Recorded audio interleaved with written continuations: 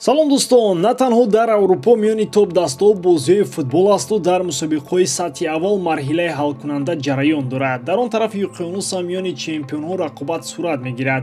Мутаассифона барои мухлисони инфиродии Месси ва дастаи Интер Майами хабари бад, ин албатта боғ дар ҷоми қаҳрамонҳои конкаф аст.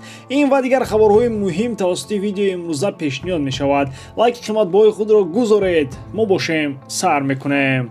Дӯстон, чӣ хеле ки медонем баъди Лигаи Чемпионҳо моро ҳамавақт Лигаи Аврупо интизор аст ва дар он ҷо низ тоб рақобатҳо хоҳад гузашт. Тамошои ҳама ин бозиҳоро бо 1x бозам ҷолибтар гардонед.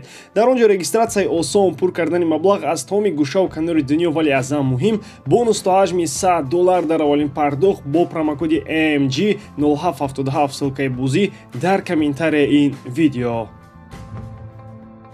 баъди шикаст бо ҳисоби 1-3 аз Монтеррей дар Мексика, дастаи Месси аз идомаи рақобат дар Лигаи Чемпионҳо маҳрум шуд. Ин мусобиқа албатта ки Лигаи Чемпионҳои қитъаи Амрикои Шимолӣ буда, дар марҳилаи ниманиҳоии он аз ин пас Монтеррей рақобатро идома медиҳад. Намояндаи кишвари Мексика аз ҳисоби 2 бозӣ бо натиҷаи 5-2 пирӯзӣ ба даст оварда, Месси ва дӯстонашро дар замини хеш сахт хафа кард. Бозии берангу нури Интер боис шуд ки Монтеррей пайҳам 3 гол ворди дарвозаи дастаи амрикоӣ намояд. Баъди ҳисоби 3-0 корти сурхи Жорди Алба вазни дастаи Мессиро бозам вазнинтар кард. Дар гори аввал агар иштибоҳи кӯдаконаи дарвозабон Келлендер сабаб шуд, аслан дар ин рақобат нафарони дигар ҳам шоистаи таъриф намуданд. Месси албатта ки тавонист бо як асисти зебои худ дар голи шармшикани Гомес саҳм гузорад, вале он дигар ба флоридигиҳо фоида накард. Кӯтоҳтар агар бигирем бозии бачаҳои Тата Мартиноро баён кунем, ба Месси аслан бозӣ намудан дар чунин дастаи кӯчагӣ намезебад.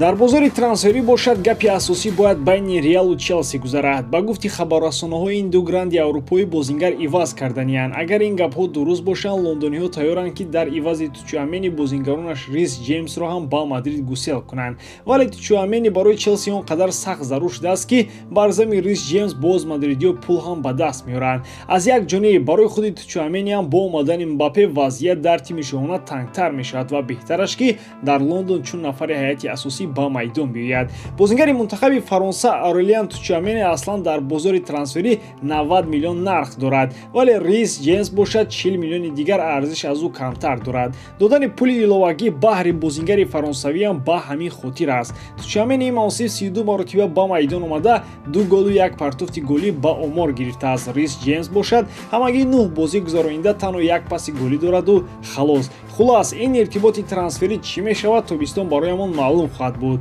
Ростӣ, ба назарам дар кор будани Джеймс барои Реал он қадар фаҳмо ба чашм намерасад.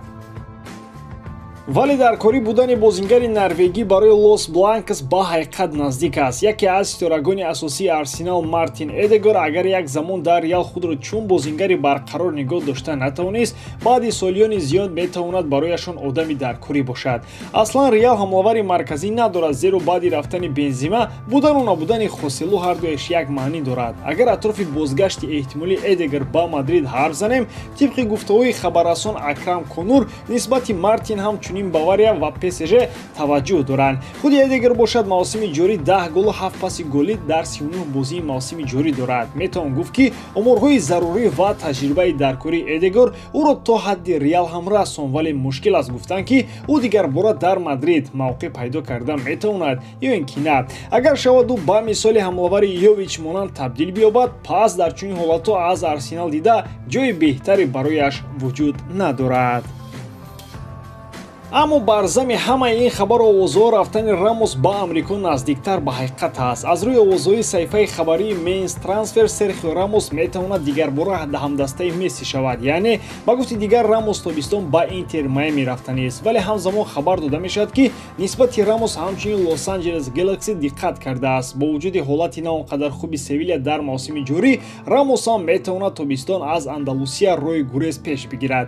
Мавсими ҷорӣ Рамоси 38 сола дар 25 бозии мавсим ба майдон омада бо 5 голу 1 партофти голӣ аз майдон берун шудааст. муҳлати шартномаи Рамос бо Севилья бошад то охири мавсими ҷорӣ буда, баъди гирифтани маоши 1 миллиона тобистон ин мардаки ҷанҷолӣ куҷое метавонад равад. эҳтимолан дастаи баъдии Рамос ё он тарафи уқёнус меравад ё ба самти биёбони гарми Арабиён раҳсипар хоҳад шуд.